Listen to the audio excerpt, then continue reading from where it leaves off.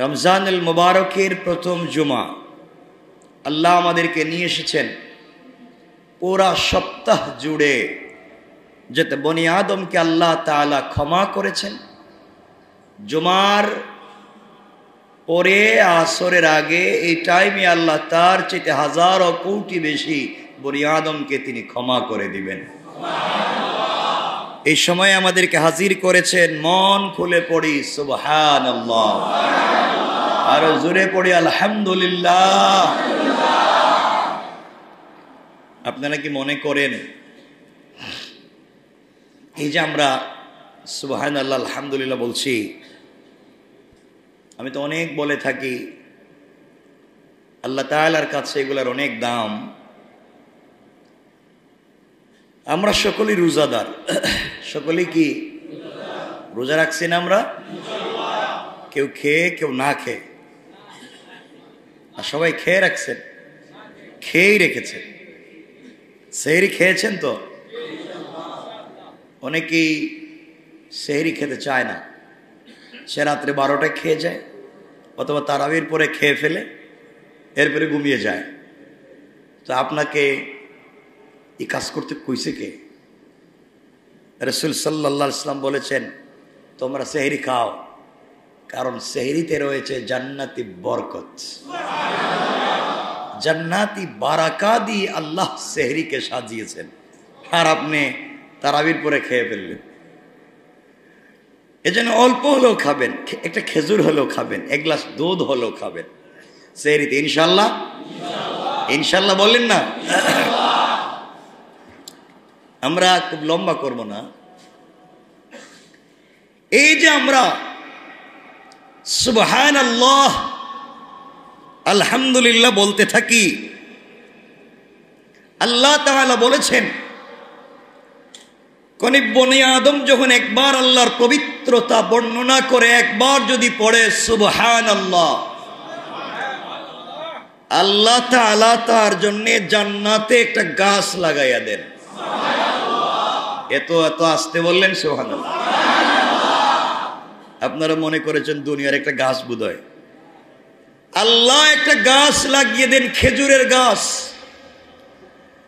যেই গাছের ছায়া দিয়ে দ্রুতগামী একটা ঘোড়া যদি দৌড়ায় তাইলে এই গাছের ছায়া শেষ হবে না। কতদিন দৌড়ালে? কত বছর বলেন? যত বছরই বললেন। কত বছর? আখিরাতের 100 বছর।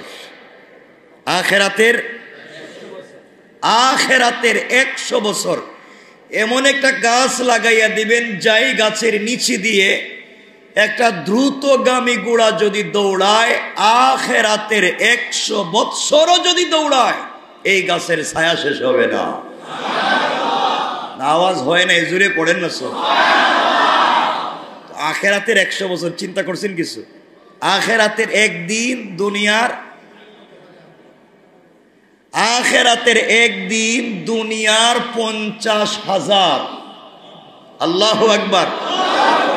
আখিরাতের একদিন দুনিয়ার 50,000 বছর। তাহলে আখিরাতের 100 বছর মানে কত লক্ষ কোটি বছর। আল্লাহু আকবার। একবার যদি সুবহানাল্লাহ পড়েন, আল্লাহ এমন একটা গাছ লাগাবেন, দুনিয়ার কোটি কোটি বছর যদি একটা দ্রুতগামী ঘোড়া দৌড়ায়, এই গাছের ছায়া শেষ হবে না, এই গাছের ছায়া শেষ হয়ে যাবে না। আল্লাহু আকবার। কতবার পড়া দরকার? মাত্র একবার পড়বেন?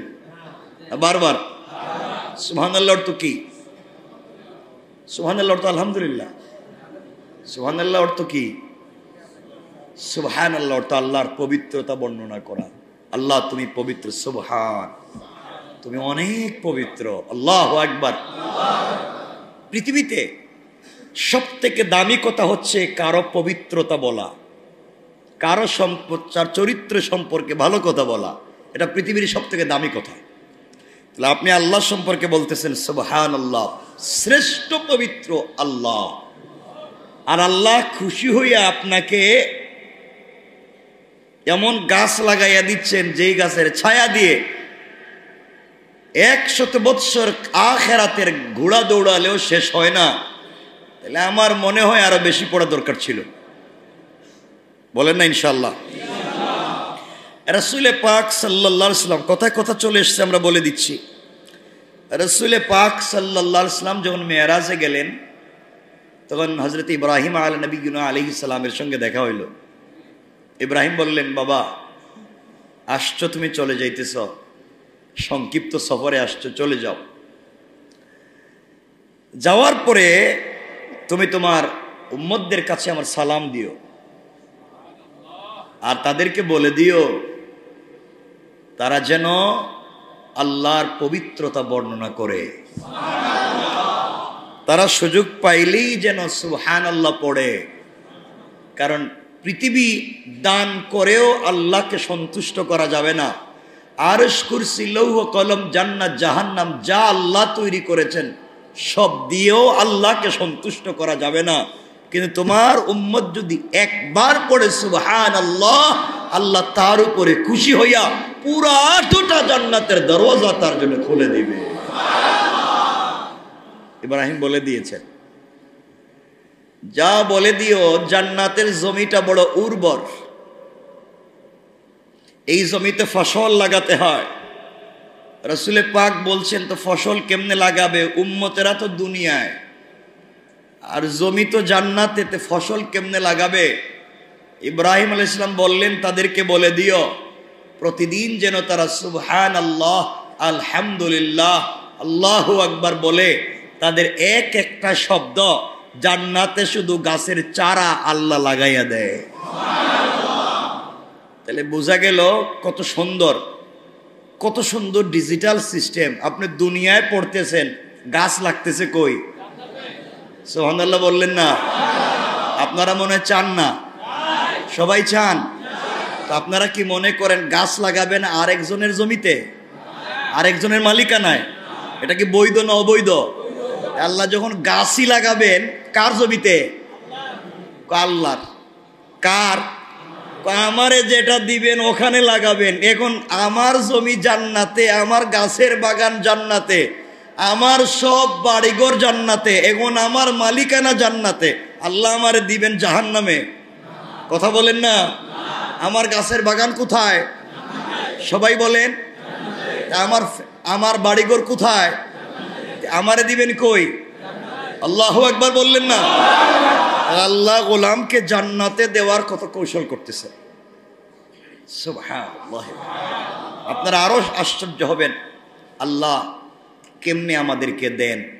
আমি আপনাদেরকে ছোট করে বলি, আমাদের সময় কম তো আমরা সংক্ষেপ করে বলি। আমার মুসলমান বন্ধুগণ, গভীর মনোযোগ।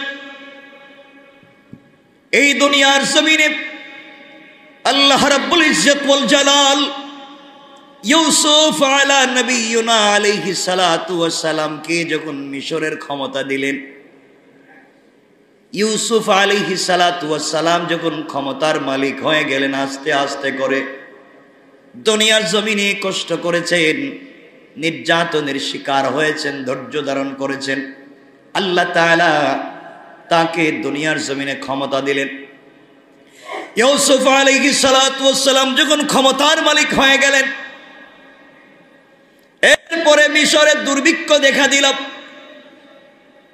দুর্ভিক্ষের কারণে মানুষের ঘরে খাবার নাই, আশেপাশের দেশগুলোও দুর্ভিক্ষে জর্জরিত হয়ে গেল।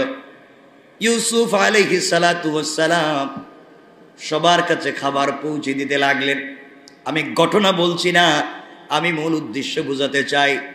ইউসুফ আলাইহিস সালাতু ওয়াস সালাম একটা স্বপ্ন দেখেছিলেন। স্বপ্ন দেখবার কারণে তার ভাইয়েরা তার উপরে ক্ষিপ্ত হয়ে গেলেন। তিনি দেখলেন চন্দ্র সূর্য তাকে সেজদা করে, 12টা 10টা তারকাও তাকে সেজদা করে। স্বপ্নের কথা বাবার কাছে বলেছিলেন। বাবা যখন কথার জবাব দিচ্ছিলেন, তার ভাইয়েরাও শুনে ফেলেছিল। শুনবার কারণে ইউসুফকে কেমনে মারা যায়, আপন ভাইয়েরা যখন ফোন দিয়ে আটলো কেমনে মারা যায়, এক পর্যায়ে আপন ভাইয়েরা ইউসুফ আলাইহিস সালাতু ওয়াস সালামকে উলঙ্গ করে গর্তে ফেলে দিল। আল্লাহ রাব্বুল ইজ্জতুল জালালের কাছে ধৈর্য ধারণ করলেন। আল্লাহ বললেন, ইউসুফ রে, তুমি ধৈর্য ধারণ করো। যারা তোমাকে আজকে উলঙ্গ করে নির্যাতন করে আজকে গর্তের ভিতরে ফেলে দিয়েছে, এমন একদিন আসতেও পারে আমি আল্লাহ তাদেরকে তোমার কদমে হাজির করতে পারি। আল্লাহ পারেন কি পারেন না? পারেন কি পারেন না? আজকে আপনি দোকানের মালিক, 10 বছর পরে হতে পারেন আপনার দোকানের কর্মচারী দোকানের মালিক হতে পারে, আর আপনি মালিক কর্মচারী হয়ে যেতে পারে। কে করতে পারে? ইউসুফ আলাইহিস সালাতু ওয়াস সালাম এক পর্যায়ে রাজ সিংহাসনের মালিক হলেন, দেশের ক্ষমতার মালিক হলেন। দুর্ভিক্ষ দেখা দিল, আর ওই তার ভাইয়েরা যারা তাকে নির্যাতন করে গর্তের মধ্যে গোলাম বলে ফেলে দিয়ে বিক্রি করেছিল, আল্লাহ তাআলা তাদেরকে বস্তা ভিক্ষার ছালা ধরাইয়া, ভিক্ষার থালা ধরাইয়া, ভিক্ষার বেগ হাতে ধরাইয়া ইউসুফের কাছে পাঠাইয়া দিলেন। আজকে ইউসুফ বাদশাহ, আর তারা ভিখারির বেশে ইউসুফের কাছে রিলিফের জন্য যায়। আল্লাহু আকবার। ইউসুফ যখন দান করতে লাগলেন, এমন সময় একজন ব্যক্তি এসে ডাক দিয়ে বলছে, ইউসুফ তুমি আমাকেও দান করো। ইউসুফ আলাইহিস সালাতু ওয়াস সালাম বললেন, যারা বন্টন করে দিচ্ছে তাদেরকে বলেন, এই গোলামকে 1 সা দিয়ে দাও। 1 সা মানে 3 কেজি বা এর চাইতে কিছু বেশি। 3 কেজি গম, জব এগুলা দিয়ে দাও, বা এর চাইতে বেশি কিছু দিয়ে দাও। তাকে দেওয়া হলো, সে আবার হাত পেতে বলছে আমাকে আবার দাও। ইউসুফ আলাইহিস সালাতু ওয়াস সালাম বললেন, তোমরা তাকে আবার দিয়ে দাও। সে আবার বলছে আমাকে আবার দাও। ইউসুফ বললেন, পুরা দুনিয়ায় দুর্ভিক্ষ, তোমাকে যদি বারবার দিতে থাকি তাইলে পাবলিককে কি দিব? লোকটা ব্যাগ রেখে দাঁড়িয়ে গিয়েছে, আর ডাক দিয়ে বলছে, ইউসুফ রে, তুমি যদি আমার সম্পর্কে জানতে, তুমি যদি আমার পরিচয় জানতে পারতে, তাহলে তুমি আমাকে বারবার দিতে না, একবার এমন দিয়ে দিতে, এমন বেশি করে দিতে, তোমার যা আছে সব আমাকে দিয়ে দিতে। ইউসুফ বললেন, তুমি কে? তোমাকেই যে এত বেশি দেওয়া লাগবে। দেখেন না, আমাদের দেশে রিলিফ বন্টন করতেছে, গরিবরা পাইবো, এরা ধনীরাও লাইন ধরে, না দিলে চিনেননি আমারে। কথা কন না কেন? আমার চিনেন না, আমি কে? হেও রিলিফ নিত। আমার মুসলমান বন্ধুগণ, কথাগুলো দিল দিয়া শোনেন। এক পর্যায়ে ইউসুফ দাঁড়িয়ে গেলেন, বললেন, শোনো, কে তুমি যে তুমি বারবার পরিচয় দিচ্ছ? তোমাকে আমি চিনি না। কে তুমি? চাইলেই তোমাকে সব দিয়ে দিব, আমি তো তোমাকে চিনলাম না। লোকটা চোখের পানি ছেড়ে দিয়েছে, আর ডাক দিয়ে বলছে, ইউসুফ, আমি সেই আল্লাহর গোলাম, যখন তোমাকে জুলাইখা জেনার তুহমত দিয়েছিল, তুমি আজিজে মিশরের দরজায় দাঁড়াইয়া ছিলে। তোমাকে হত্যা করা হবে, ফাঁসি দেওয়া হবে, তোমার পক্ষে সাক্ষী দেওয়ার মতো কেউ ছিল না, তোমার চরিত্রের সার্টিফাই করার জন্য কেউ ছিল না। তুমি জুলাইখার সঙ্গে জেনা করনি, জুলাইখাকে স্পর্শ করনি, জুলাইখা তোমার বিরুদ্ধাচরণ করেছে, তোমার চরিত্র নষ্ট করবার পরিকল্পনা করেছে। এই কথা পৃথিবীর কেউ জানে না, কেউ তোমার পক্ষে সাক্ষী দিতে দাঁড়ায় নাই, কেউ দাঁড়ালো না। ওই সময় কুলের বাচ্চা দুলনায় থেকে থেকে যে বাচ্চাটা তোমার চরিত্রের সার্টিফাই করেছে, ওই দিন তোমার চরিত্রের সার্টিফাই করে যে বাচ্চাটা বাঁচাইয়া দিয়েছে, সেই দোলনায় থাকা শিশু বাচ্চা আজকে আমি বড় হয়ে গিয়েছি। আল্লাহু আকবার। ইউসুফ, ওই দিন আমি তোমার চরিত্রের সার্টিফাই করেছি। আমি বলে দিয়েছিলাম, যদি জুলাইখা যেই কাজ করেছে, যদি দেখা যায় ইউসুফের কাপড়ের সামনের অংশ ছেঁড়া, ইউসুফ দোষী, পিছনের অংশ যদি হয় ছেঁড়া, জুলাইখা দোষী। এই কথা আমি বলে দিয়েছি। দুলনায় থেকে থেকে, তখন দুধের বাচ্চা ছিলাম, আমার কথার উপরে তুমি বেঁচে গিয়েছিলে, আজ তুমি দেশের বাদশা। আমার তোমার চরিত্রের সার্টিফিকেট দিয়েছিলাম, কথা বলেছিলাম আল্লাহর হুকুমে, আর তুমি মাত্র আমাকে 3 কেজি গম দিলাম। ইউসুফ চোখের পানি ছেড়ে দিলেন। গোলাম আমার চরিত্রের সার্টিফাই করেছে, দাঁড়িয়ে বলেন একে এত কম দিলে হবে না, তাকে তোমরা 100, তাকে তোমরা এমন করে দাও 100 ইরদাব দিয়ে দাও, 100 ইরদাব দাও। 100 ইরদাব মানে কত? সহজ বাংলায় বলে দিই, তোমরা দিয়েছিলে 3 কেজি গম, এখন তোমরা শুধু এই লোকটাকে আমার পক্ষ থেকে দিবা 105 মন গম। আল্লাহু আকবার। কয় মন? 105 মন। ইউসুফ আলাইহিস সালামের কথা শুনে 105 মন গম ওই গোলামকে দেওয়া হলো। আল্লাহ রাব্বুল ইজ্জত ওয়াল জালাল বুঝাতে চাইলেন, ইউসুফ রে, তোমাকে মাত্র একবার তোমার চরিত্রের সার্টিফিকেট দিয়েছে, চরিত্রের সার্টিফাই করেছে, এই জন্য তুমি খুশি হয়ে 105 মন গম তাকে দিয়ে দিলে। আমার যে গোলামেরা প্রতিদিন ফজরের সময় বলে সুবহানাল্লাহ, আমার গোলাম ফজরের সময় সিজদায় গিয়ে পড়ে সুবহানা রাব্বিয়াল আলা, আমার গোলাম ফজরের রুকুতে গিয়ে পড়ে সুবহানা রাব্বিয়াল আলা, আমার গোলাম যোহরের সময় পড়ে সিজদায় গিয়ে পড়ে সুবহানা রাব্বিয়াল আলা, রুকুতে গিয়ে পড়ে সুবহানা রাব্বিয়াল আযীম, যোহরে পড়ে, আসরে পড়ে, মাগরিবে পড়ে, ইশায় পড়ে। আমার গোলাম প্রতিদিন কতবার আমার চরিত্রের সার্টিফাই করলো। আমার গোলাম আমাকে প্রতিদিন কতবার বলছে, আল্লাহ তুমি পবিত্র। ফজরে বলে, যোহরে বলে, আসরে বলে, মাগরিবে বলে, ইশায় বলে, দাঁড়াইয়া বলে, অর্ধ বাঁকা হইয়া বলে, আমার কদমে সিজদায় পড়ে চোখের পানি ছেড়ে কান্না করে সিজদায় গিয়ে যখন পড়ে সুবহানা রাব্বিয়াল আলা। ইউসুফ রে, একবার বলবার কারণে তুমি যদি এত খুশি হয়ে এত দান করো, আমার গোলাম প্রতিদিন 5 বার কত শতবার বলে থাকে, আমি আল্লাহ যখন বান্দার উপরে খুশি হয়ে যাই, আমি আল্লাহ আমার কুদরতের হাত দিয়া বান্দাকে আর কি দিব খুঁজে পাই না, পুরা জান্নাত গুলা বান্দার জন্য ওয়াজিব করে রেখে দে। আল্লাহু আকবার। তোমাকে একবার বলেছে, তোমার চরিত্রের সার্টিফাই করেছে, আর আমার গোলাম প্রতিদিন কত শতবার বলে যায়। এই জন্য রাসূল পাক সাল্লাল্লাহু আলাইহি ওয়াসাল্লাম বলে দিয়েছেন, আমার আবু হুরায়রা এমন হয়ে গিয়েছে, আবু হুরায়রা প্রতিদিন শুধুমাত্র সুবহানাল্লাহ, আলহামদুলিল্লাহ, আল্লাহু আকবার একটা শব্দ প্রতিদিন পড়তেন 12,000 বার। আল্লাহু আকবার। কয় হাজার? কথা বলেন, কয় হাজার?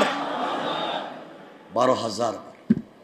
এই জন্যে সুবহানাল্লাহ, আলহামদুলিল্লাহ, আল্লাহু আকবার সুযোগ পাইলেই পড়েন, সুবহানাল্লাহ পড়তে থাকেন। ইউসুফকে যদি একবার সুবহানাল্লাহ পবিত্রতা বলার কারণে এত দান করে, আল্লাহ বলছেন তাইলে আমি কেমন দিব? আমার বান্দা ফজর থেকে ঈশা বলতেই আছে সুবহানা রাব্বিল আযীম, বলতেই আছে সুবহানা রাব্বিল আলা। আল্লাহু আকবার জুড়ে পড়েন না, আল্লাহু আকবার, আরো জুড়ে বলেন না, আল্লাহু আকবার। আল্লাহ আমাদেরকে দিবেন, কথা বলেন, দিবেন, বলেন দিবেন। বিশ্বাস নাই? বিশ্বাস নাই? তাহলে রুকুতে গিয়ে তাড়াহুড়া করেন কেন? যে এখনই উঠে যাই, ইমাম সাহেব একটু দেরি করলে এত গরম হন কেন? সেজদায় গিয়ে একটু দেরি হইলে এত গরম হন কেন? এখানে এত তাড়াহুড়া কেন? আল্লাহর সাথে কথা বলতেছেন, পৃথিবীর কেউ নাই, একটু বেশি সময় নিয়ে কথা বলেন, ইনশাআল্লাহ। এটাই তো জায়গা, রবের সঙ্গে কথা বলার জায়গা, তাড়াহুড়া করবার জায়গা নয়। আপনি দোয়া করবেন, আল্লাহ মওত দিলে তুমি সেজদায় দাও, মওত দিলে তুমি রুকুতে দাও, আল্লাহর কদমে সাজদারত অবস্থায় আমি আপনি মরে যেতে যদি পারি, এর চেয়ে সৌভাগ্য আর নাই।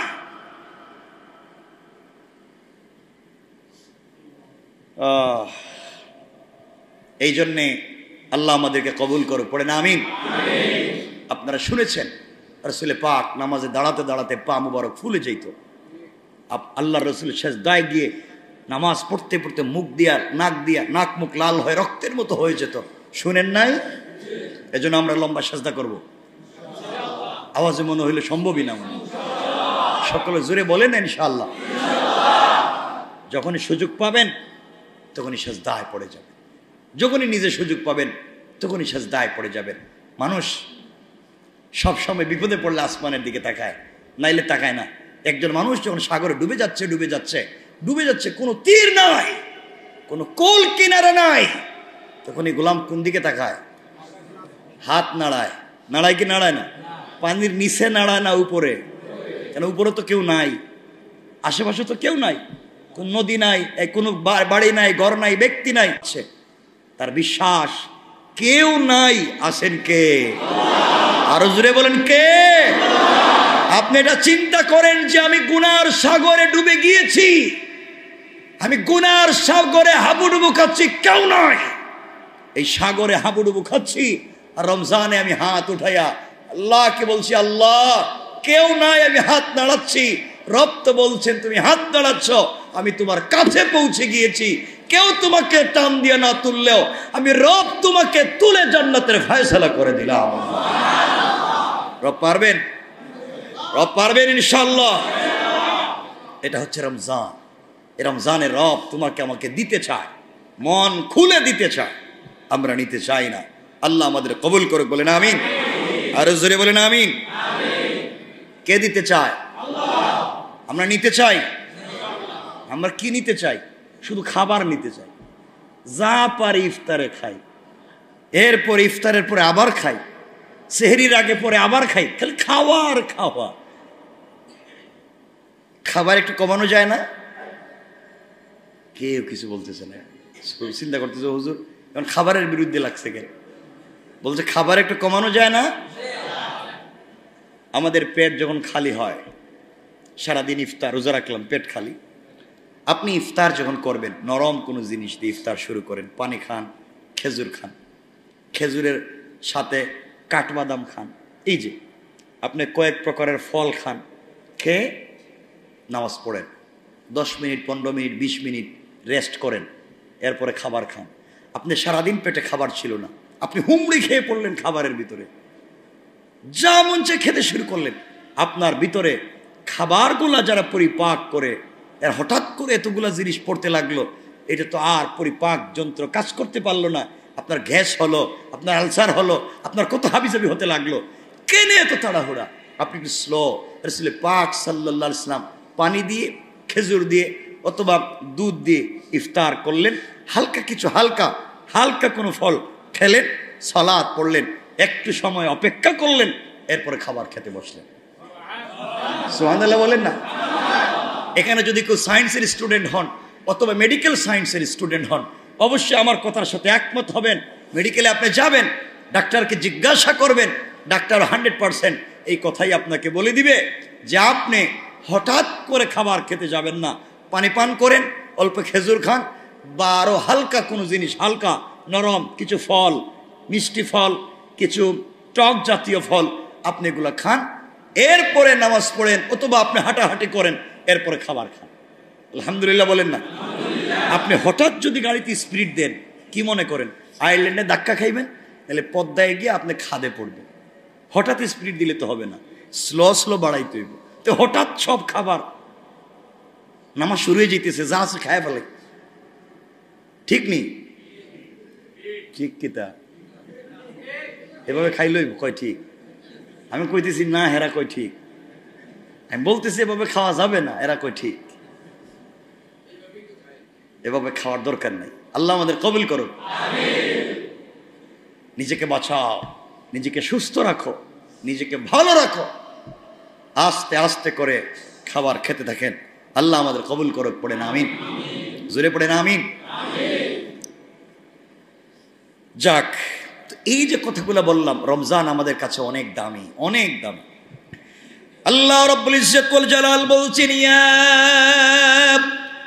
আইয়ুহাল্লাযীনা আমানু কুতিবা আলাইকুমুস সিয়ামু কামা কুতিবা আলাল্লাযীনা মিন ক্বাবলিকুম লাআল্লাকুম তাত্তাকুন। আল্লাহ রাব্বুল ইজ্জত ওয়াল জালাল বলছেন, হে মুমিনগণ, এই দুনিয়ার জমিনে যারা ঈমান এনেছে, আল্লাহ রাব্বুল ইজ্জত ওয়াল জালাল তাদেরকে ডাক দিয়ে বলেছেন, হে মুমিনগণ, আল্লাহ বলে দিলেন তোমাদের উপরে রোজাকে ফরজ করে দেওয়া হয়েছে, যেভাবে তোমাদের পূর্ববর্তীদের উপর রোজা ফরজ করে দেওয়া হয়েছে, লাআল্লাকুম তাত্তাকুন, যাতে তোমরা মুত্তাকি হতে পারো, যাতে পরহেজগার হতে পারো। আল্লাহ রাব্বুল ইজ্জত ওয়াল জালাল বললেন, রমজান যাকে তাকওয়া অর্জন করাতে পেরেছে, রমজান যার জিন্দেগি পরিবর্তন করে দিয়েছে, আল্লাহ তাআলা তার নামটা জান্নাতের লিস্টে উঠাইয়া দেয়, আর জাহান্নামের দফতর থেকে তার নামটা জীবনের জন্য কেটে দেয়। পড়েন সুবহানাল্লাহ। এই জন্য মনে রাখবেন, এই পৃথিবীতে আমাদেরকে তাকওয়া অর্জন করতে হবে কিসের মাধ্যমে? কিসের মাধ্যমে? রোজার মাধ্যমে, সিয়াম সাধনার মাধ্যমে তাকওয়া অর্জন করতে হবে। বলেন ইনশাআল্লাহ। আরো জোরে বলেন ইনশাআল্লাহ। আল্লাহ রাব্বুল ইজ্জত ওয়াল জালাল বলছেন, রোজা, এই রমজান, এই রোজা হচ্ছে এটা তাকওয়ার মাস। আমরা যেভাবেই পারি তাকওয়া অর্জন করব। রাসূল পাক সাল্লাল্লাহু আলাইহি ওয়াসাল্লাম বলছেন, যদি কোনো মানুষ তাকওয়া অর্জন করতে পারে তাহলে তার মানব জন্ম সার্থক হয়ে যাবে। আল্লাহু আকবার। তাহলে মানব জন্ম সার্থক হতে হলে শর্ত হলো মুত্তাকি হতে হবে। আল্লাহ পাক রোজাকে ফরজ করে বান্দাকে কষ্টের মধ্যে ফেললেও, সারাদিন খাচ্ছে না, একটু কষ্ট হলেও আয়াতের প্রত্যেকটা অংশে বান্দার প্রতি আল্লাহ ভালোবাসা ফুটিয়ে তুলেছেন। আল্লাহ রাব্বুল ইজ্জত ওয়াল জালালের পরে বলছেন, আইয়ামাম মাদুদাত, ও বান্দা, তোমার কাছে মনে হচ্ছে রোজা না খেয়ে থাকবো কতদিন? না, টেনশন করো না, কয়েকটা দিন, এই তো আইয়ামাম মাদুদাত, এই যে গণনার মাত্র কয়েকটা দিন, তুমি পারবা না? একটু কষ্ট করো না, ফজর থেকে মাগরিব পর্যন্ত কিছু খাইও না, কষ্ট হলেও এই যে আইয়ামাম মাদুদা, এই যে কয়েকটা দিন বান্দা থামো না, কিছু খাইও না।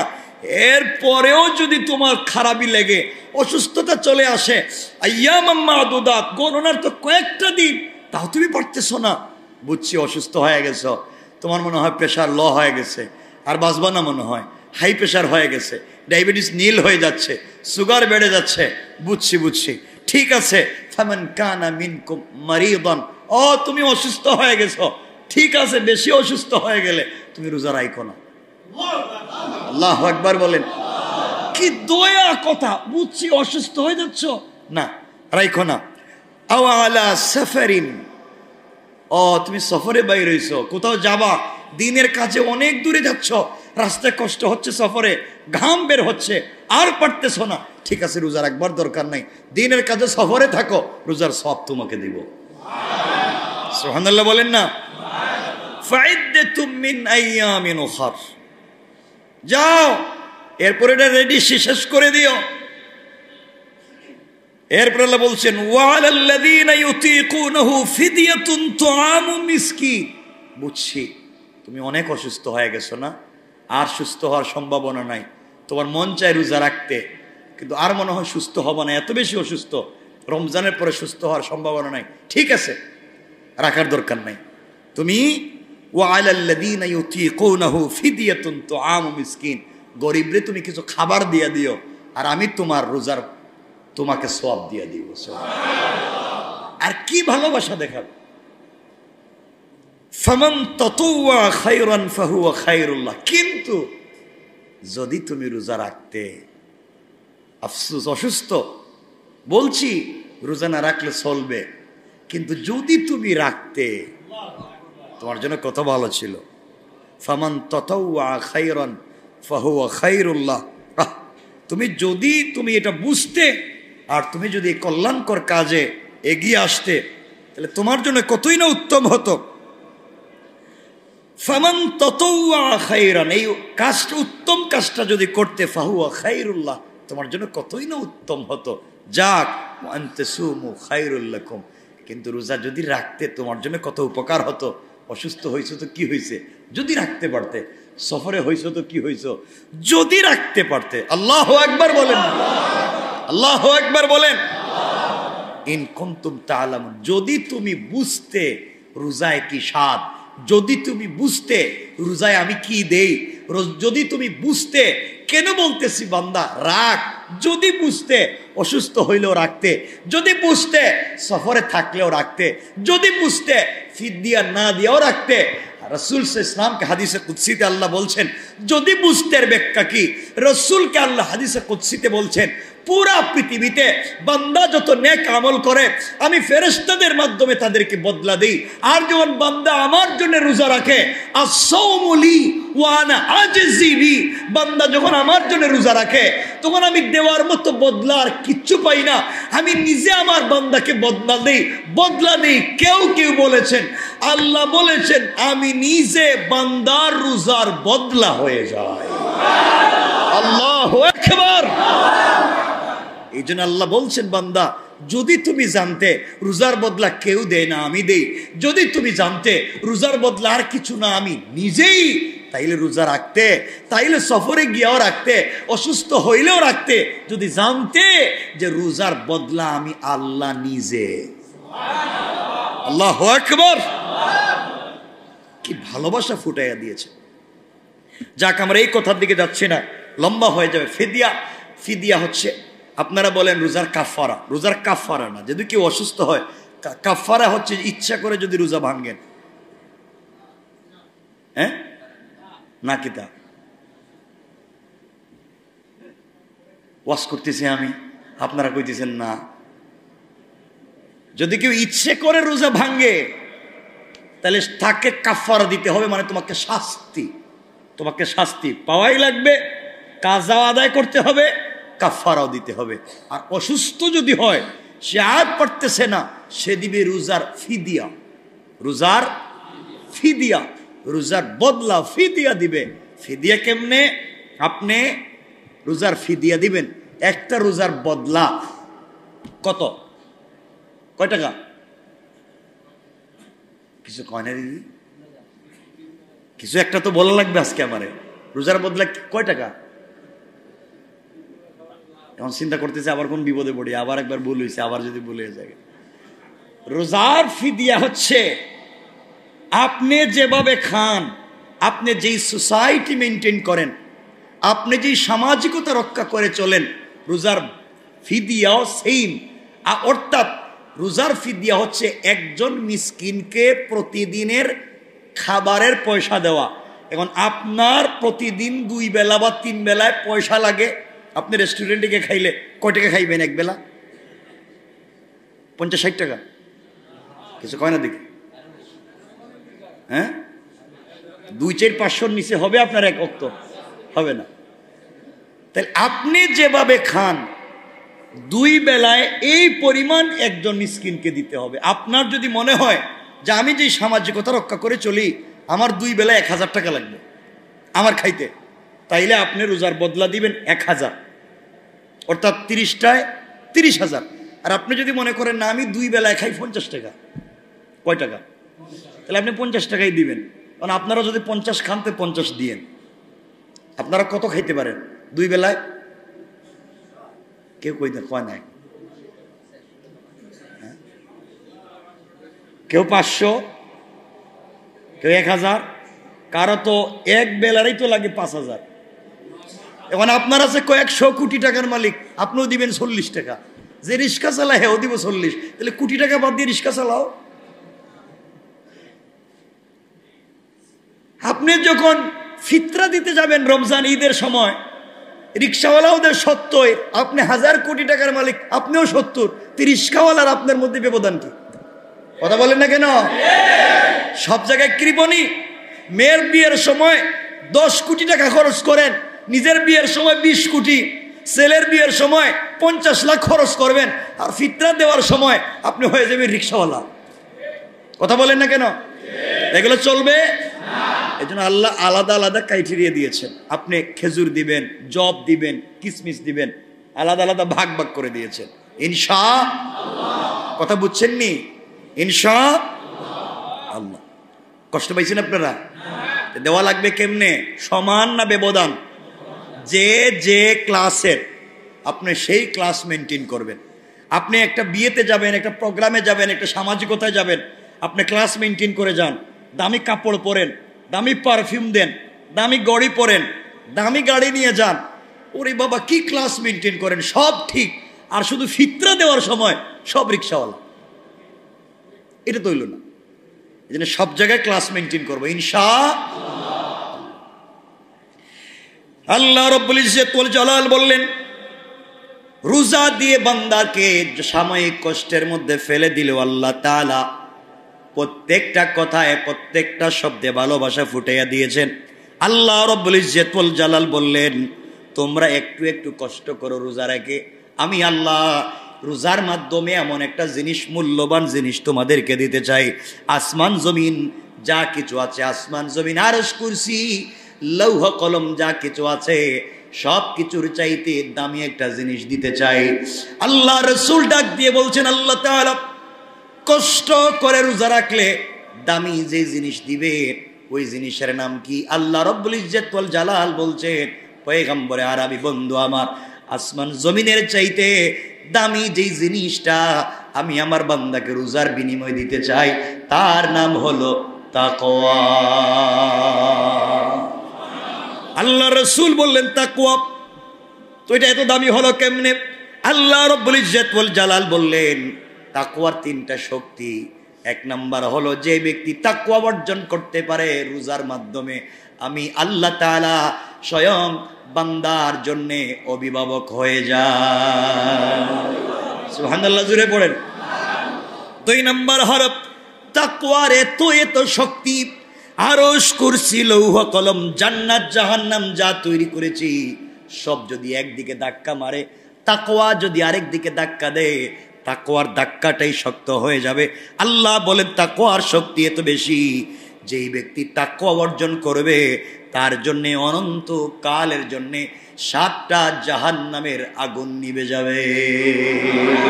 সুবহানাল্লাহ পড়েন।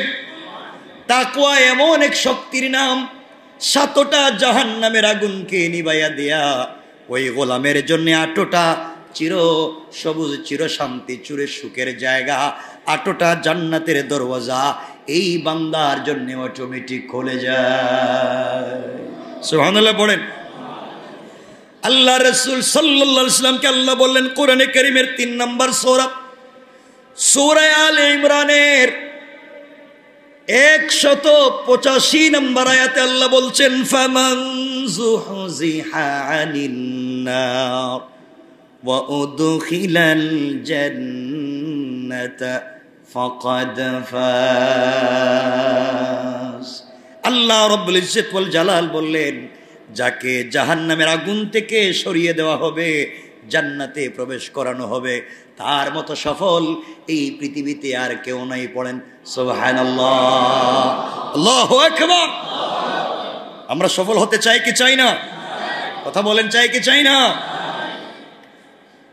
সময় শেষ হয়ে গেছে। রোজা রাখার বিষয়টি হচ্ছে, ডাক্তারে বডিতে সুই ফুটানোর মতো, সুই দেয় না? সুই দেয়নি মাঝে মাঝে? এই সুই ফুটানোর মতো রোজার কষ্ট। ডাক্তার যে বডিতে সুই দেয়, শত্রুতা করে? বললেন না। ডাক্তার যে বডিতে সুই দেয়, শত্রুতা করে? দুশ্মনী করে না? রোগীর প্রতি ডাক্তারের মোহব্বত আছে বলে, ডাক্তার রোগীকে বাঁচাতে চায় বলে। কথা বলেন না কেন? কথা বলেন। তার রোগ দূর হয়ে যাক, সে সুস্থ হয়ে যাক, ডাক্তার দেহের চিকিৎসা করে, সুই দেয়, সেলাইন দেয়, অপারেশন করে। কেন? রোগ বাড়ার জন্যে না কমার জন্যে? সুস্থ করার জন্য না অসুস্থতার জন্যে? আমাদের দেশে মাঝে মাঝে উল্টা পাল্টা হচ্ছে, এগুলো আবার বুঝছেন না আপনারা। আমাদের দেশে তো দেখবেন চিকিৎসা গেছেন, এনেস্থেশিয়া দিয়ে মানুষের মাইরে ফেলায়। কথা বলেন না কেন? আছে না নাই? এনেস্থেশিয়ার নাম করে মানুষকে মেরে ফেলছে, সুন্নতে খতনার নাম করে জীবন্ত বাচ্চাকে হত্যা করছে। আমার বন্ধুগণ, তো বাচ্চা ডাক্তার সুই দেয়, চিকিৎসা করে রোগী কি অসুস্থতা বাড়াবার জন্য না সুস্থ করার জন্য? রোগীর প্রতি তার মোহাব্বত আছে না নাই? কথা বলেন। আস্তে আস্তে যেন সুস্থ হয়ে যায়, রোগীটা যেন ভালো হয়ে যায়, এজন্য আমার মতো ভালো চলতে পারে, এই জন্য ট্রিটমেন্ট দেয়, ঔষধ লিখে দেয়, চিকিৎসা দেয়। কোথায়? দেহে। কোথায়? ডাক্তার যে চিকিৎসা করে, সুই দেয়, ইনজেকশন দেয়, কোথায়? দেহে। অর্থ দাঁড়ালো দেহকে বাঁচাবার জন্য, দেহ এতদিন পর্যন্ত নিঃশেষ হয়ে যেত, দেহকে বাঁচাবার জন্যে ডাক্তারের দেওয়া কষ্ট স্বীকার করে সুই দেওয়া, এনেস্থেশিয়া দেওয়া, এরপরে কত কিছু করে পয়সা পাতি খরচ করে রাত দিন হসপিটালে দৌড়তে দৌড়তে বাড়িঘর বিক্রি করেও আমরা সুস্থ হতে চাই। এই সুস্থ দেহ কি? দেহকে সুস্থ করতে চাই কি চাই না? প্রয়োজনে সব বিক্রি করে দেয়, বাড়ি ঘর ভিটা বিক্রি করে দিয়ে হলো, ভিক্ষা করে হলো, চিকিৎসা করে দেহকে সুস্থ করতে চাই কি চাই না? চাই, চাই না? আল্লাহ রাব্বুল ইজ্জত ওয়াল জালাল বলছেন, বান্দা আল্লাহ পাক আমাদেরকে সুস্থ করতে চান। আমাদের দেহ শুধু নয়, আমাদের মনকে, আমাদের রুহের চিকিৎসা আল্লাহ করতে চায়। এই জন্যে আল্লাহ তাআলা রোজার কষ্ট দিয়ে সেই রুহের চিকিৎসা শুরু করেন। সুতরাং আল্লাহ কেমনে রোজা দিয়া আল্লাহ তাআলা কেমনে চিকিৎসা শুরু করলেন দেখেন। লম্বা করবার সময় নেই, সংক্ষেপ করে দেখেন। 11 মাস নানাভাবে চলে চলে বডিতে রোগ হয়ে গিয়েছে। আল্লাহ তাআলার কাছে রমজানের আগে আমরা আল্লাহর কাছে বলছি, আল্লাহ তাআলা বডিতে রোগের অভাব নাই, চিকিৎসার প্রয়োজন। আল্লাহ রাব্বুল ইজ্জত ওয়াল জালাল বান্দাকে বলে দিলেন, বান্দারে দেখি তোমার কি রোগ হইছে। আসমানে নতুন একটা চাঁদ উঠাইয়া দিয়া বান্দাকে আল্লাহ বলে দিলেন, বান্দা একটা চাঁদ উঠে গিয়েছে। 11 মাস তুমি জটিল কঠিন রোগে ভুগতেছিলা, 1 মাসের জন্যে তোমাকে হসপিটালে ভর্তি হওয়া লাগবে। সুবহানাল্লাহ বলেন। 1 মাসের জন্য কোথায় ভর্তি? আপনারা ভর্তি হন না? মাঝে মাঝে হয় কি হয় না? 1 মাসের জন্য আকাশের গায়ে একটি চাঁদ উঠিয়ে দিয়ে আল্লাহ নির্দেশনা জারি করেন, বান্দা হাসপাতালে যেতে তোমার কষ্ট হবে, কারণ সেখানে আত্মীয় স্বজন বাড়িঘর কিছুই থাকবে না, আয় রোজগার বন্ধ হয়ে যাবে। তারপরও আছে সীমাবদ্ধতা, তাও আছে আহারের কষ্ট, তাও আছে গোসলের কষ্ট, বাচ্চাদেরকে কাছে পাবা না, স্ত্রীকে কাছে পাবা না, মন চাইলে কিছু খেতে পারবা না, তাও তোমাকে মাঝে মাঝে অ্যান্টিবায়োটিক দিবে, তাও মাঝে মাঝে কাটাছেড়া করবে, তাও তোমার মধ্যে আতঙ্ক আছে কখন কি হয়ে যায়, অর্থ নষ্ট হয়ে যায়, মনোবল ভেঙে যায়। তবুও বান্দা যেইভাবে দুনিয়ার ডাক্তারের কাছে চলে যায়, বান্দারে আমি আল্লাহ আসমানে একটা নতুন চাঁদ উঠাইয়া দেয়া 1 মাসের জন্য বান্দারি তোমাকে আমার হসপিটালে ভর্তি করে দিই, আর চিকিৎসা স্বরূপ তোমাকে কিছু জিনিস আমি দিয়ে দিই। ও বান্দা, তোমার মনে কষ্ট হতে পারে, আমরা এই জন্যে হসপিটালে ভর্তি হয়ে, আল্লাহ হাসপাতালে ভর্তি হয়ে আমরা কেন খুশি হয়ে যাব? আল্লাহ রাব্বুল ইজ্জত ওয়াল জালাল জানিয়ে দিয়েছেন, কারণ দুনিয়ার জমিনে বেঁচে থাকবার জন্য রূহটাই হলো আসল। রূহ যদি না থাকে, বডিটাকে বলা হয় মরহুম লাশ। কথা বলেন না কেন? লাশ মানে হচ্ছে লাশ হয়, লাশ আমরা সহজে বলে দিই, লাশ কিচ্ছু নাই। লাশ মানে লাশ হয়, লা মানে না, শয় মানে কিচ্ছু না, লাশ হয় মানে কিচ্ছু নাই, লাশ মানে কিচ্ছু নাই। অর্থাৎ রোগটা চলে গিয়েছে, আব্দুল্লাহ লাশ পড়ে আছে, আব্দুল্লাহ নাই। আব্দুল্লাহ, আব্দুল্লাহর কি আছে? আব্দুল্লাহ কই? আব্দুল্লাহ কার নাম? রুহের নাম। রুহ নাই, আব্দুল্লাহ নাই। আব্দুল্লাহর হাত পা বডি তো আগের মতোই আছে, এরপরে বলতেছি আব্দুল্লাহ নয়, আব্দুল্লাহর লাশ। অর্থ কি? আব্দুল্লাহ চলে গিয়েছে, লাশটা পড়ে রয়েছে, এই জন্য নাম লাশ হয়। এটার কোনো অস্তিত্ব নাই, রুহের অস্তিত্ব আছে। রুহকে কিয়ামতের দিন একত্রিত করে জিজ্ঞাসা করবেন, আমাদের হিসাব নিকাশ নিবেন। এই জন্য আল্লাহ দেহের চিকিৎসা করবেন না, রুহের। সবাই বলেন, আবার বলেন। আমরা চিকিৎসা করাতে চাই কি চাই না? সবাই বলেন। একটু কষ্ট করতে হবে ইনশাআল্লাহ, বলেন না? আমাদের রুহের চিকিৎসার জন্য একটু কষ্ট করতে হবে, বলেন ইনশাআল্লাহ। সবাই বলেন না? হাত উঠে বলেন ইনশাআল্লাহ। সবাই আওয়াজ করে বলেন আল্লাহ, আরো জোরে বলেন আল্লাহ। আমাদের রোজাকে কবুল করো, দেহ এবং মনকে তুমি কবুল করো, জাহান্নাম থেকে হেফাজত করো, জান্নাত ওয়াজিব করো, আমিন। দেখেন তো আল্লাহ কি বলছে। খুব সংক্ষেপ, আমরা 1 মিনিট, আমাদের সময় শেষ হয়ে গিয়েছে। এই গড়িতে কয়টা হয়েছে? 21। আর লম্বা করার দরকার নাই আজকে। আমার বন্ধুগণ, 1 মাস আল্লাহর হসপিটালে যদি ভর্তি হয়ে যাই, আল্লাহ বললেন বান্দারে তোমাকে আমার হসপিটালে 1 মাসের জন্য ভর্তি হয়ে যাওয়া লাগবে। ভর্তি হয়ে গেলাম। আল্লাহ বলছেন শোনো, ওই 1 মাস তোমাকে কিছু ট্রিটমেন্ট দিলাম। ফজরের আজানের আগে কিছু খাবার খেয়ে নিবা, সারাদিন তোমাকে না খেয়ে থাকবা, এটাই তোমার অ্যান্টিবায়োটিক। সারাদিন না খেয়ে থাকবা, মন চাইলে কিছু খেতে পারবা না, মন চাইবে স্ত্রীর কাছে যাওয়ার জন্য যাইতে পারবা না, ঘরে খাবার আছে খাইতে পারবা না, তোমার পকেটে পয়সা আছে হোস্টেলে বসে খেতে পারবা না। না না, অন্যায় করা যাবে না বান্দারে, এভাবেই তোমাকে চলা লাগবে। এগুলাই হলো অ্যান্টিবায়োটিক। ও বান্দা, মাগরিবের আজান যখন হয়ে যায়, আবার তোমাকে আরেকটা ডোজ দিলাম অ্যান্টিবায়োটিক, এখন কিছু খাও। ও বান্দা, সারাদিন রোজা রাখছো, আবার 2টা অ্যান্টিবায়োটিকের কোর্স খাইছো না, তোমার বডিতে রোগ কমে নাই, রোগ বেশি, এই জন্যে তোমাকে আরেকটা অ্যান্টিবায়োটিক লাগবে। তোমাকে ইশার পরে 2 ঘন্টা দাঁড়ায়া দাঁড়ায় নামাজ পড়া লাগবে। 3টা অ্যান্টিবায়োটিক দিলাম। বান্দারে, বুঝতে পেরেছি অ্যান্টিবায়োটিক বেশি খাইলে বডিটা হালকা হয়ে দুর্বল হয়ে যায়। ও বান্দা, তোমাকে কিছু ভিটামিন দিতেছি। বান্দারে, তুমি রাত্রবেলা যখন শুয়ে যাইবা, শোয়ার আগে ইফতারের পরে তুমি কিছু তাসবিহ পড়ো, জিকির করো, সুবহানাল্লাহ পড়ো, আলহামদুলিল্লাহ পড়ো, এগুলা পড়তে থাকো। দিনের বেলা কিছু পড়তে থাকো। ও বান্দা, এরপরেও যদি তোমার রোগ না সারে, আরো কয়েকটা মেডিসিন লিখে দিলাম। তুমি দিনের বেলা 3 তাসবিহ পড়বা, সুবহানাল্লাহ পড়বা, আলহামদুলিল্লাহ পড়বা, আল্লাহু আকবার পড়বা। না, এরপরও বোধহয় তোমার রোগ সারতেছে না, তুমি কোরআন তিলাওয়াত করবা।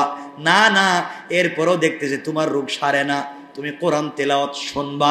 বান্দারে, কোরআন তিলাওয়াত করো, কোরআন তিলাওয়াত শুনো, তাসবিহ পড়ো, রোজাও রাখো, সেহরিও খাও, ইফতারও করো, এরপরও তোমার রোগ সারতেছে না, কারণ চোখ দিয়ে চোখের জিনা করো। বান্দারে, দিনের বেলা চোখ দিয়ে কিছু দেখো না, হারাম জিনিসের দিকে তাকাইও না, রাত্রবেলাও তাকাইও না, চোখের হেফাজত করো, চোখের তাকওয়া অর্জন করো, সিয়াম সাধনা চোখের মধ্যে আনো। ও বান্দা, এরপরও তোমার রোগ সারতেছে না, কান বন্ধ করো, কান দিয়ে হারাম কিছু শোনা যাবে না, এইভাবে চলতে থাকো। বান্দারে, এভাবে অ্যান্টিবায়োটিক দেওয়ার পরেও তোমার রোগ সারতেছে না, 1-2 মিনিটে শুনে ফেলেন। বান্দারে, এভাবে তোমাকে 20টা দিনের অপেক্ষা করো। 20 দিন তোমাকে আমি কিছু ঔষধ দিলাম, 10 দিন খাইলাম, রহমতের 10 দিন চলে গেল, এরপরও দেখা যায় রোগ সারে না। আল্লাহ বললেন আরো 10 দিন বাকি আছে। এই 10 দিনে কোর্স কমপ্লিট করে টাইম টু টাইম তোমরা খাও, অর্থাৎ টাইম টু টাইম ইফতার করো, টাইম টু টাইম সেহরি খাও, 5 ওয়াক্ত নামাজ জামাতে পড়ো, রুটিন মতো তসবিহ পড়ো, রুটিন মতো তোমরা তারাবিহের সালাত পড়ো, টাইম টু টাইম। আরো 10 দিন, আরো 10 দিন ঔষধ খাওয়ার পরেও দেখা যায় রোগ সারছে। বলেন সারছে? দেখা যায় সারে নাই। একটানা 20 দিন ঔষধ খাইলাম। কিসের ঔষধ? সেহরি খাইলাম ঔষধ, ইফতার করলাম ঔষধ, তারাবি পড়লাম ঔষধ, জিকির করলাম ঔষধ, তসবিহ পড়লাম ঔষধ, তাহাজ্জুদ পড়লাম ঔষধ, এরপরও দেখা যায় রোগ সারে না। আল্লাহ, এরপর রোগ সারে না। আল্লাহ বলেন বুঝতে পারছি এভাবে হবে না, আমি স্পেশাল ইন্টার্নি দিয়া, স্পেশাল ডক্টর দিয়া তোমাদেরকে 20টা দিন পর্যবেক্ষণ করছি, দেখছি এই রুগীর এই ঔষধে এই ডাক্তারে হবে না। শেষ 10 দিনের জন্যে আমি আল্লাহ আসমান থেকে স্পেশাল একদল ডাক্তার পাঠাইয়া দিলাম। ওই 10 দিন আর তোমরা যে কোনো হসপিটালে থাকলে হবে না, বাড়ি নামক হসপিটালে থাকলে হবে না, দোকান নামক হসপিটালে থাকলে হবে না। শেষ 10 দিন তোমরা আমার বিশেষ হসপিটালে ভর্তি হয়ে যাও, অর্থাৎ শেষ 10 দিন তোমরা আমার ঘরে 10 দিনের জন্য ইতিকাফে হাজির হয়ে যাও। আল্লাহু আকবার। তোমরা 10 দিনের জন্য আসো। আসলাম আল্লাহ হসপিটালে। আল্লাহ বলেন না আসলে হবে না, পর্দা দেও, কেবিনে আসো। আল্লাহু আকবার। ইতিকাফে যারা বসে খোলা থাকে না পর্দা থাকে, এর নাম কেবিন। হসপিটালে কেবিন থাকেনি, কেবিন হয়ে গেছে এখন। এখন কেবিনে আসো। কেন? তোমাদেরকে আলাদা ট্রিটমেন্ট করা লাগবে, রোগ বেশি। এখানে আসার পর আল্লাহ বললেন বান্দারে কেবিন এই জন্য নিয়ে এসেছি, কেবিনে স্পেশাল ডাক্তার আছে, এই ডাক্তার আমি পাঠাইছি আসমান থেকে, ডাইরেক্ট আসমান থেকে। এরা তোমাদের ট্রিটমেন্ট করবে, 10 দিন অবজারভেশন করবে। এই ডাক্তার এসে আগের স্লিপগুলা দেখে বলছে এই 20 দিন যে ওষুধ খাইছো এটা চলবে, আমি আরো বাড়াইয়া দিলাম কিছু। আল্লাহু আকবার। আগের 20 দিন যা খাইছো, আগে ইফতার করছো থাকবে, সেহরি খাইছো থাকবে, তাহাজ্জুদ পড়ছো থাকবে, আগে যেইভাবে তারাবি পড়ছো থাকবে, সব আগের গুলা থাকবে, আমি আরো 2-4টা বাড়াইয়া দিতেছি। আপনি আবার কি দিতেছেন? এই 10 দিন তোমাদেরকে আলাদা কেবিনে এনে বাড়াইয়া দিয়া বলছি শোনো বান্দা, এই 10 দিন সুযোগ পাইলেই তোমরা যেখানে কোরআনের জিকির হয় ওখানে বসে যাইবা, সবাই মিলিত হয়ে তাসবিহ পড়বা, সবাই মিলিত হয়ে ঐক্যবদ্ধ হয়ে আল্লাহর কাছে তওবা করবা। আল্লাহ বলেছেন ওয়াতাসিমু বিহাবলিল্লাহি জামিআন ওয়া লা তাফাররাকু, তোমরা ঐক্যবদ্ধ হয়ে আমার রশিকে ধরো, একসাথে যদি ঐক্যবদ্ধ হয়ে ধরো তওবা করো, আমি আল্লাহ কারো না কারো তওবাকে কবুল করে তোমাদেরকে মাফ করে দেব। বান্দারে এভাবে রাখলাম। শেষ 10 দিন তোমাদেরকে কিয়ামুল লাইলে তাহাজ্জুদের নামাজে দাঁড় করাইয়া রুকুতেও কান্দাইলাম, সিজদায় কান্দাইলাম, দুআয়ও কান্দাইলাম। এই 20 দিনের ট্রিটমেন্টে তোমাদের কমে নাই, এই 10 দিন আলাদা ট্রিটমেন্ট দিয়া তোমাদের চোখ থেকে পানি ফালাইয়া মাথার চুল থেকে পায়ের পাতা পর্যন্ত যত রোগ আছে সবগুলা রোগকে আমি সারাইয়া দিলাম। আল্লাহু আকবার। এরপরে বলছেন শোনো, সময় তো চলে গেছে, 1 মিনিট বললে অসুবিধা হচ্ছে আপনাদের? শোনো, এরপরে আল্লাহ বলছেন শোনো, বুঝছি তোমাদের এই রোগ সারতো না, এক কাজ করো, 10 দিন আসো তো আর বাইরে হইতে পারবে না। এই বাইরেলি সোয়াচে রোগ লেগে যাইব, বাইরে গেলেই ভাইরাসে পাই যাবে। কি ভাইরাস? রাস্তাঘাটে গুনার ভাইরাস, বন্ধু বান্ধবের ভাইরাস, খাওয়া দাওয়ার ভাইরাস। 10 দিন আসছো আর বাইরে যেতে পারবা না, ঠিক মতো বাথরুমে যাইতে পারবা না, ওয়াশরুমে যাইতে পারবা না, দরকার ছাড়া বিড়ি সিগারেটও খাইতে পারবা না। এখন আগে যে 20 দিন আমরা যে ওষুধ খাইছিলাম, ওষুধের সাথে মন চাইলে বিড়িও খাইতে পারতেন না। কইতেছে এরা ফিরিস্তা, এরা সিগারেট খাইতো না, মানে রোজা রাখতেও পারতেন, রাত্রবেলা বিড়ি সিগারেটও খাইতে পারতেন। কিন্তু এই 10 দিন যে আপনি এখন কেবিনে আসছেন, এখন চাইলে আর সিগারেট খাইতে, আর বউ বাচ্চা চাইলে দেখতে, তাইলে আগের চাইতে একটু বাড়ছে। কথা বলেন, বাড়ছে? বাড়ছে। আল্লাহ বলেন ঠিক আছে আমি দেখতেছি। এরপরে স্পেশাল ডাক্তার আল্লাহর কাছে স্লিপ লেখছে, আল্লাহ এদের যে রোগ হয়েছে অপারেশন ছাড়া কমবে না, কি লাগবে? কি লাগবে? আল্লাহ বলেন তাইলে আমি নিজে অপারেশনের ডেট দিই। এবার আল্লাহ অপারেশনের ডেট দিলেন কোন রাত্রে? লাইলাতুল কদরের রাত্রে। আল্লাহ বলেন তানাজ্জালুল মালাইকা, আমি আল্লাহ আসমান থেকে জিবরিল আমিনের মাধ্যমে একদল স্পেশাল ডাক্তার পাঠাইয়া দিব, যাকে যে অবস্থায় পাইবে ওই অবস্থায় অপারেশন করে তার রূহকে জান্নাতে নেওয়া পর্যন্ত সুস্থ করে দিবে। আল্লাহু আকবার। আল্লাহ বলেন শুধু তাই না, এই দিন যাদেরকে অপারেশন করা হবে তাদের রূপ 83 বছর পর্যন্ত বডিতে হবে না।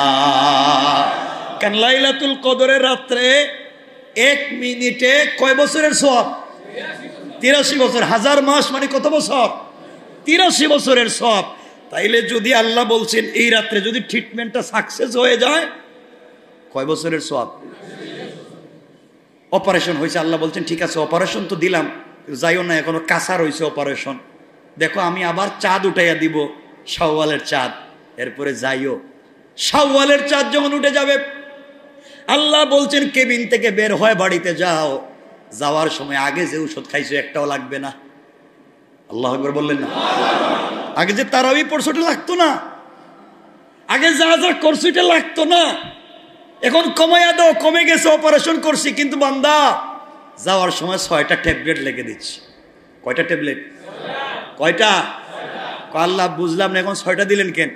6টা দিলাম পুরা বছর ভালো রাখবার জন্য। এইটা হচ্ছে শাওয়ালের 6টা রোজা।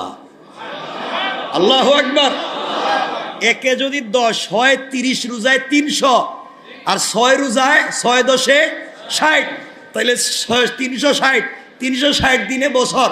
আল্লাহ বললেন 6টা রোজা দিলাম, 6টা ট্যাবলেট দিলাম, ওগুলো 6 দিন খাইও, তাইলে পুরা 12 মাস সুস্থ হয়ে যাইবা।